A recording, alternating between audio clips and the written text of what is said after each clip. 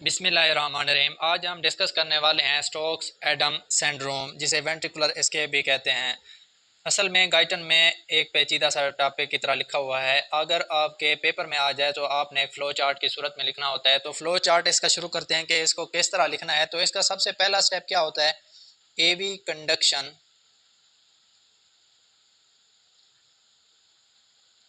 Ceases और stops.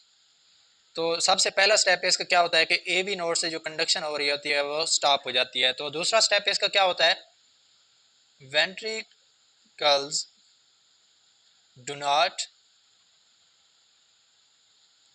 Start their own beating before 5 to 30 second. तो ventricles 5 से 30 second तक बिल्कुल अपनी जो बीटिंग है स्टार्ट नहीं करते, जो एवी नोड से आ रही होती है उस पे इन्हसार किए हुए होते हैं। इसके बाद इससे क्या होता है? ओवर ड्राइव सुप्रेशन हो जाती है।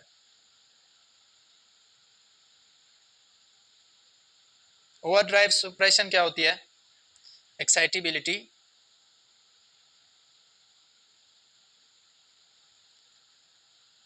Of ventricles is first suppressed because driven by atria at greater speed। तो एक्साइटेबिलिटी जो वेंट्रिकल्स की होती है वो पहले सुप्रेस हो जाती है। क्यों सुप्रेस हो जाती है? क्योंकि वो एट्रिया से जो कंडक्शन हो रही थी एवी नोड से, वो बहुत तेज स्पीड से हो रही थी। इस वजह से कुछ देर के लिए जो वेंट्रिकल्स हैं उनकी सुप्रेशन हो जाती है। तो इसके बाद क्या स्टेप होता है? इसके बाद का स्टेप है पुरकिंजी system beyond the block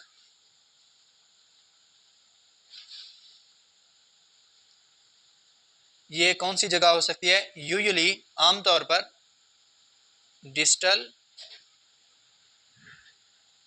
part of AV node. तो Purkinje system beyond the block जो कि आमतौर पर यानी कि distal part of AV node होता है, उससे क्या होता है? Discharge of rhythmicity at rate 15 to 40 times per minute।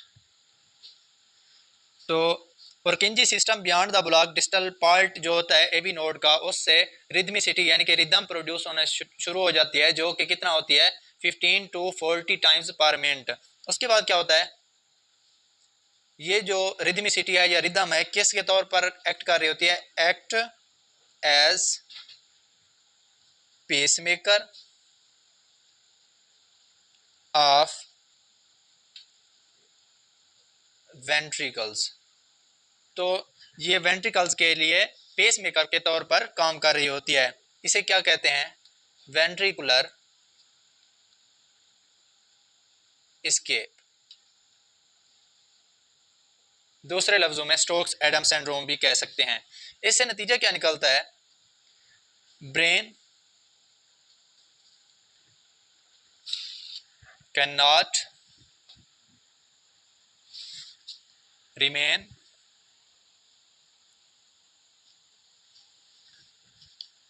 Active for more than 4 to 7 second without blood supply.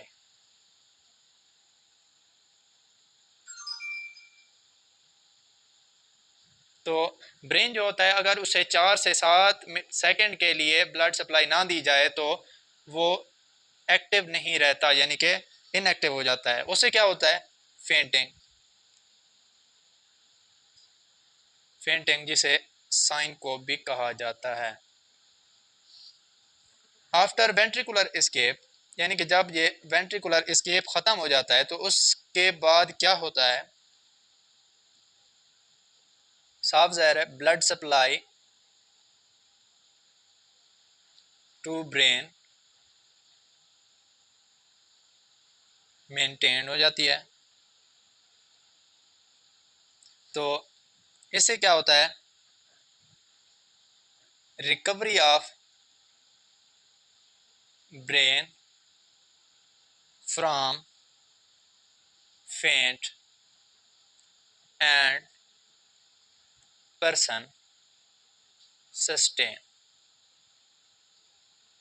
तो स्टोक्स एडम सिंड्रोम जो कि गाइटन में एक बिखरा हुआ टॉपिक लिखा हुआ है, तो उसको इस तरह फ्लो चार्ट में अगर आप लिख देंगे तो आपको एग्जाम में बहुत अच्छे नंबर मिलेंगे।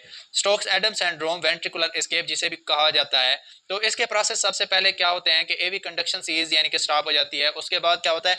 वेंट्रिकल्स जो होते हैं वो 5 से 30 सेकेंड तक अपनी बीटिंग स्टार्ट नहीं करते, उसके बाद वो शुरू करते हैं।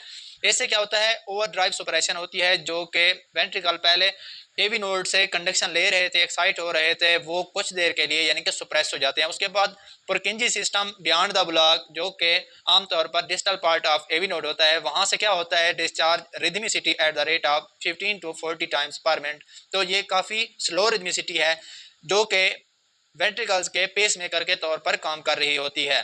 इसे क्या कहते हैं? Ventricular escape.